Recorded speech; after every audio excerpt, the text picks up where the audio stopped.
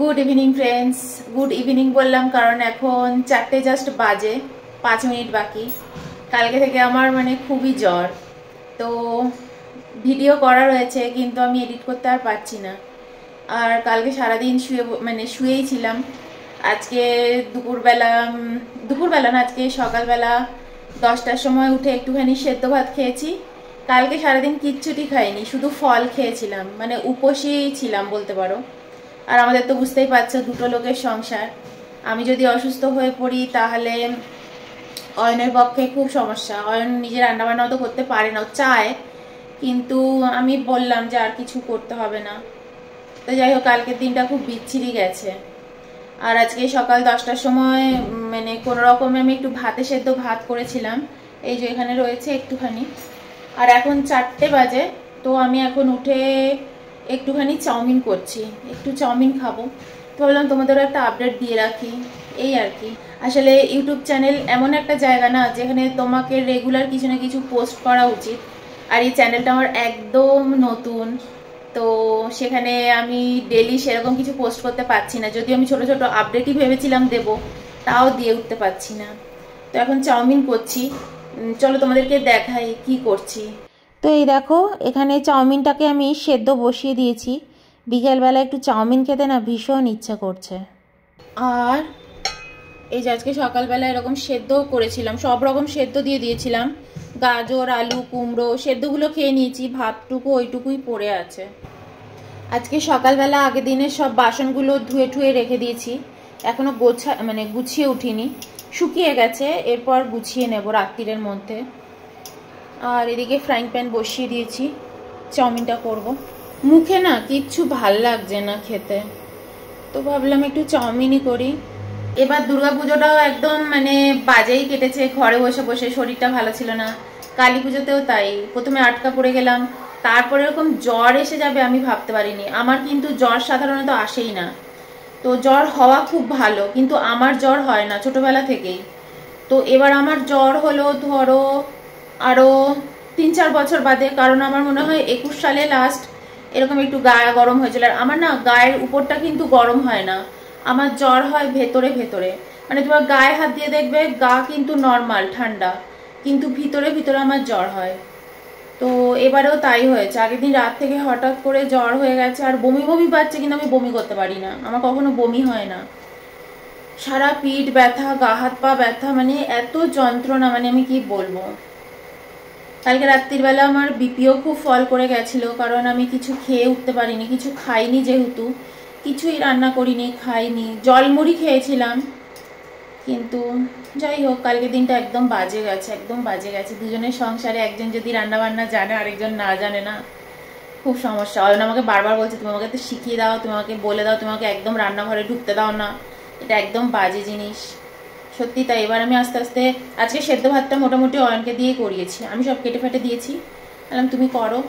এরপর থেকে দেখি ওকে দিয়েও মাঝে মাঝে এরকম টুকটাক কিছু করাবো, যাতে আমি অসুস্থ হলেও না ও কিছু অন্তত করে খাওয়াতে পারে।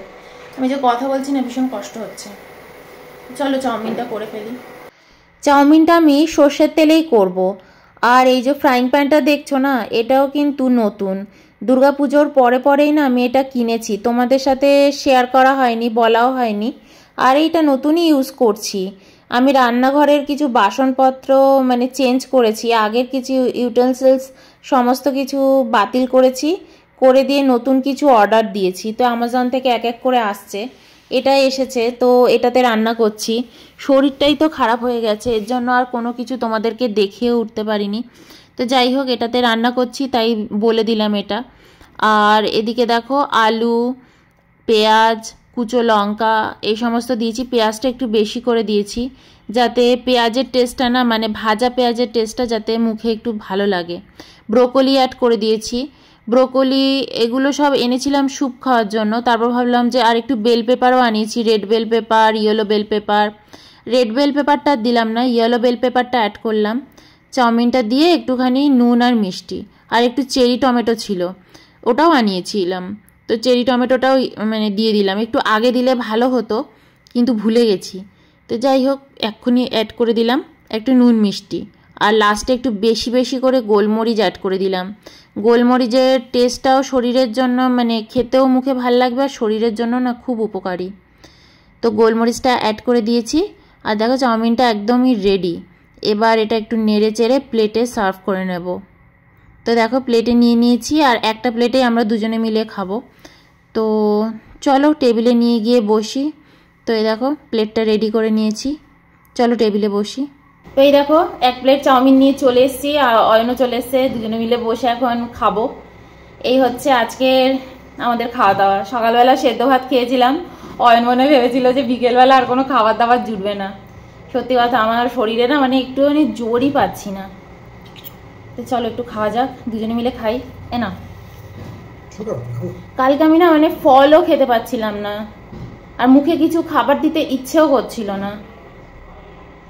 এই যে রান্না করে এসে বসলাম, মাথাটা পুরো ঘুরছে। দুজনের সংসারে না একজন যদি অসুস্থ হয়ে পড়ে, কালকে আমার মানে হাড়ে হাড়ে শিক্ষা হয়েছে। মানে এই কদিন না অসুস্থ যখনই আমি হয়েছি কিছু না কিছু অন্তত আমি করে খেয়েছি, কিন্তু কালকে এমন হয়েছে না, কালকে আমি কোনো কিছু রান্না মানে করতে পারিনি, কিচ্ছু না, উঠতেই পারিনি। আমিও জলমুড়ি খাচ্ছি, অয়নও জলমুড়ি খাচ্ছে। কালকে মানে একদম বিচ্ছিরি মানে দিন গেছে। মানে কালকে বলতে গেলে মানে আমি একটা শিক্ষা পেয়েছি যে না অয়নকে এবার রান্নাঘরে এটা ওটা শিখিয়ে দিতেই হবে, তাই না? বেসিক জিনিস তো শিখতে হবে না, বড় কিছু না শিখলেও চলবে।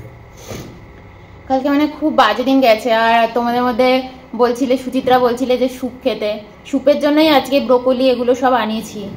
কিন্তু আজকে ভাবলাম বিকেলবেলা যদি স্যুপ খাই না খিদে পাবে আরও, তাই ভাবলাম ওই জিনিসগুলো দিয়ে বেল পেপার, তারপর ব্রোকলি, চেরি টমেটো এগুলো দিয়ে একটুখানি চাউমিন বানিয়ে খাই, মুখটাও তাহলে ছাড়বে। সকালে সেদ্ধ ভাত খাচ্ছি, খেতেই ইচ্ছে করছে না, মুখেই মানে জুটছে না। খাও। এটাই তোমাদের আপডেট দেওয়ার ছিল।